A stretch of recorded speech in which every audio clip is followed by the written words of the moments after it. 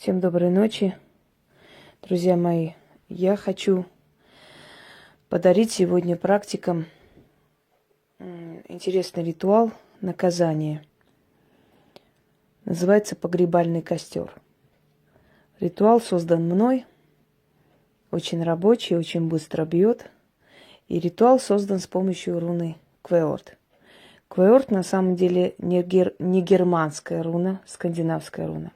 Относится к скандинавским рунам. Однако сила этой руны, она настолько велика, что советую пользоваться руной очень бережно и осторожно. Вообще к рунам у меня особое отношение, я говорила об этом. Сейчас очень много всякого чертят во всех сайтах, во всех форумах. Очень легко и просто считать, что руна вот начертили, быстренько все получили. На самом деле это далеко не так. Иногда руны могут погубить того самого человека, который их чертит. Руны забирают очень много сил и энергии. Руны очень капризные. Руны любят свободу. И практика, мой совет, чаще старайтесь отдельными рунами работать, чем ставами. Потому что не все ставы могут привести к тому результату, который вам бы хотелось. У каждой руны есть четкая задача, четкая функция, и если вы правильно используете эту руну, то она вам, естественно, поможет и принесет тот результат, который вы хотите.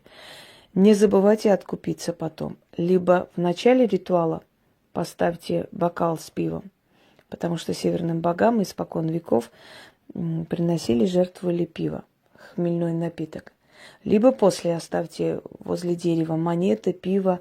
У каждого ритуала свой откуп отдельный. Об этом мы потом поговорим. Квеорт, погребальный костер. Руна, которая сжигает. Руной Квеорт чистит помещение. Руной Квеорт убирает много чего лишнего. Я еще вам покажу не один ритуал с руной Квеорт. И он настолько эффективный, он настолько сильный и быстрый, что вас удивит результат. Но еще раз предупреждаю, те, которые с рунами пока еще на «вы», будьте осторожны. А простому человеку вообще касаться таких вещей не советую кардинально, потому что результат может и получиться, но потом откуп будет очень плачевный, потому что руна забирает очень много. Всякое может быть. Мне иногда пишут, например, но я не собираюсь вам страшилки, пугалки рассказывать, например, выгонят вашего ребенка из школы за то, что он, не знаю, ударил в лицо одноклассника, а того отвезли в больницу. Например, осудят вашего мужа за какое-то мелкое хулиганство. Например, потеряете большую сумму денег. Дальше продолжит список. Вот так вот наказывает руна тех, кто неумело ими пользуется. В данный момент хочу показать вам ритуал погребальный костер для врагов или для врага. Смотря, сколько народу вам надо завалить. Вообще, я вам скажу, дорогие друзья, разумные практики, они очень бережно относятся вообще к своей силе и очень выборочно относятся к порчам. Чаще всего люди наказываются сами за неуважительное отношение к силе, потому что когда трогаешь силу, то ты трогаешь полностью вот этот эгрегор, так называемый, силу. Это огромную силу ведовства ты трогаешь. И, естественно, наказание не заставит себя ждать. Но когда ты наказываешь человека, то у тебя очень много уходит энергии. Иногда настолько не хочется делать наказание и порчу и прочее, только по той причине, что ты знаешь, что ты очень долго будешь восстанавливаться. Порча – это очень энергообъемная работа, поверьте мне. Иногда легче человека нахрен послать, чем делать на него порчу. Настолько много будет затрачено сил. Но иногда нужно наказывать, потому что есть люди, которые просто просят этого наказания. В данный момент руной Квеорт мы проведем ритуал, называется «Погребальный костер». И, знаете, эта порча может привести к разным результатам. Например, человек может загореть заживо. Например, человек может умереть от непонятной болезни. Либо у человека перекроются все денежные дороги и удача, у человека начнется проблемы со здоровьем, у человека начнутся какие-то видения непонятные, у человека начнутся какие-то страшные вещи в жизни происходить. В общем, сгорит все хорошее, что у него есть на погребальном костре. Конечно же, все эти ритуалы действенные, они очень опасные, и они очень быстро работают. Нету ведьмы, нет колдуна без порч, без черных дел. Сколько бы ни пели, как соловьи, что вот порчи и прочее, прочее, это нехорошо, так нельзя делать. Еще раз повторяю, что нас нужно довести, и это нужно заслуживать. Потому что это очень энергоемкая работа, и мы не очень радостно за это беремся, потому что очень много потом мы отдаем силы, энергии, иногда даже денег, понимаете, потому что с нас берут откуп за эту порчу. Вот она получилась, все, давай откупайся. Много всякого, да, какие-то возникают проблемы из ниоткуда, приходится решать. Именно потому, что мы затронули темную сторону ремесла. И, естественно, эти силы пришли, им надо отдать что-то взамен на то, что они исполнили то, что ты просила. В данный момент я проведу ритуал над одним человеком, одной особой. Вы знаете, так интересно, когда друг за другом дохнут и кричат, орут, что нет, это не порча, это что-то другое, это не имеет отношения к этому всему. Ну, наверное, в их представлении порча – это такой мужик с кувалдой, который ходит и дает по башке. Специально, когда придет такой мужик, да, значит, это порча. А все остальное это так вообще другое, это нечто такое, это случайность, это так не имеет к этому отношения. Ну, конечно. Порча – это целенаправленный энергетический удар. Отправляешь ты бесов, просишь ты руны, говоришь ты со стихиями, как угодно. Ты отправляешь черную энергетику в жизнь человека. И как унесет этого человека с этого мира, это уже дело вот именно той силы, которую ты отправляешь. Попадет ли он под КамАЗ, повесится ли, сойдет ли с ума, утонет ли, знаете, убьют ли его, неважно. Если ты направляешь, это сработает по-разному. Поэтому, конечно, умирая, кричать, что все хорошо, я, знаете, могу сказать одну вещь. Когда ты призываешь темную силу на голову своих врагов, то эта сила отнимает разум этих врагов.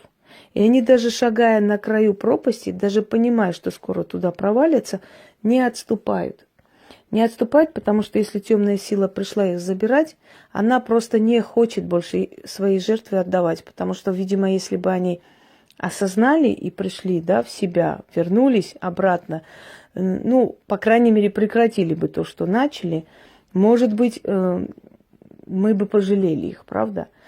Но чтобы такого не происходило, поскольку они уже вцепились в своих жертв, они отнимают их разум, потому что у людей осторожность пропадает. Вот иногда смотришь со стороны, думаешь, ну вы действительно ударнутые пыльным мешком, потому что когда уже смерти начинаются, и вы дальше орете, что это все случайность, и все хорошо, прекрасно, то уже создается впечатление, что у вас с головой не все в порядке. А не все в порядке для того, чтобы вас дальше давить. И постепенно, значит, когда следующая будет еще одна смерть, наверное, опять будут кричать, что это все случайность. Это так не имеет никакого отношения. Это просто так получилось, просто. Вот сейчас посмотрим. Тот, кто ночью проснется от того, что горит все тело, и тот, кто поймет, что у него все горит в огне и уничтожается, тоже, наверное, скажет, что это случайность. Либо будет орать, что такого не было. Понятное дело. Не хочется отступать, да, как-то хочется до последнего сражаться.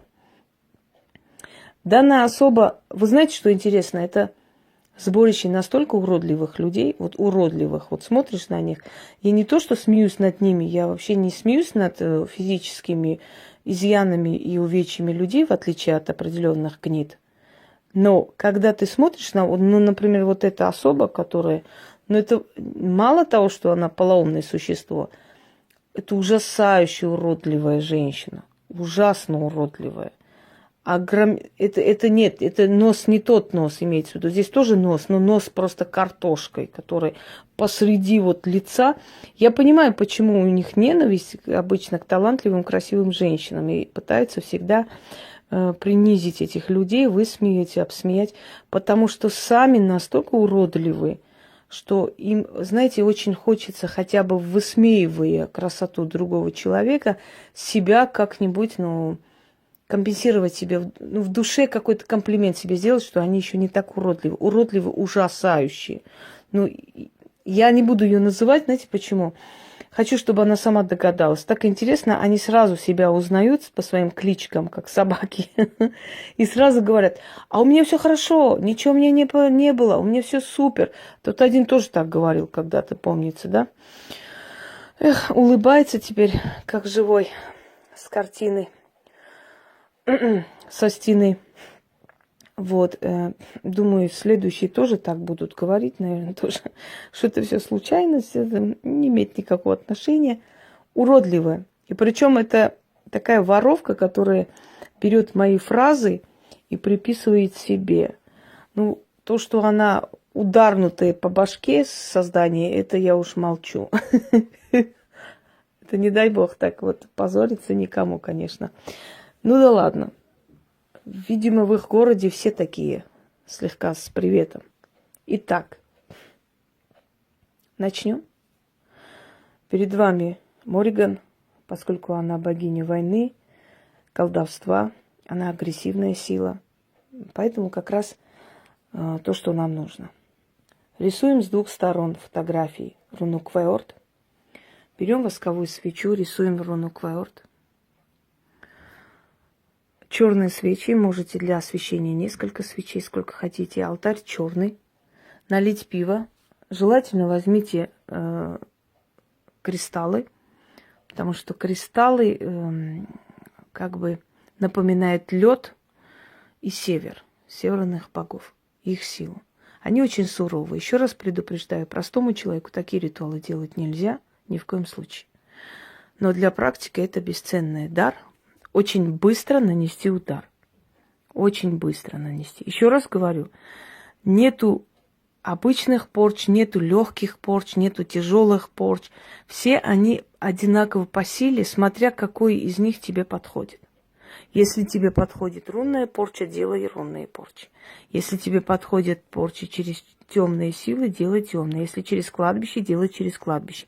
А иногда лучше все в комплекте. Ударит, будь здоров. Но с руной Квеорт шутки плохи. Поэтому, дорогие друзья, учтите, имейте в виду. Особенно руны, они очень энергозатратные работы, а Квеорт тем более. Квеорт опасная руна, но в то же самое время опасная для ваших врагов, если вы правильно ее используете. Итак, начнем. Я призываю ярость северных богов. Я взываю к силе северных богов.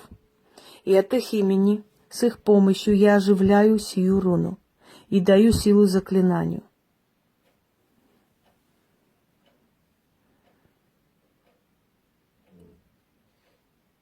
Так.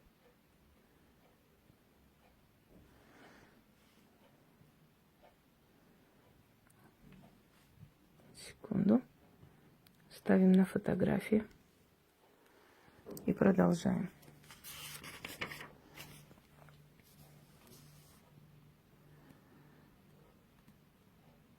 Да пылает костер погребальный руны Квеорт.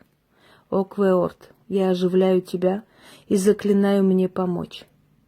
О, костер погребальной руны Квеорт, я сжигаю с твоей помощью жизнь, тело и силу ее. Я сжигаю всю душу, я сжигаю здоровье, я сжигаю покой и разум, я сжигаю удачу. Сгори ты с помощью руны Квеорт, с мощью ее и с ее силой. Сгори ты в погребальном костре. Сгори твое тело, твоя душа, твоя удача, твой разум. Отправляйся на погребальный костер. Силой северных богов да исполнится сказанное. Да будет так. Читаем 6 раз Я прочитала один раз. Когда я отключу камеру, я продолжу. А вам я дарю наказание ваших врагов с помощью руны Квеорт, то есть погребального костра. И что случится с этим человеком, узнаем потом. Конечно, если они будут кричать, что у них все хорошо, мы поверим им на слово до того момента, пока в честь них не будет снято видео в память об ушедшем друге. Всем удачи!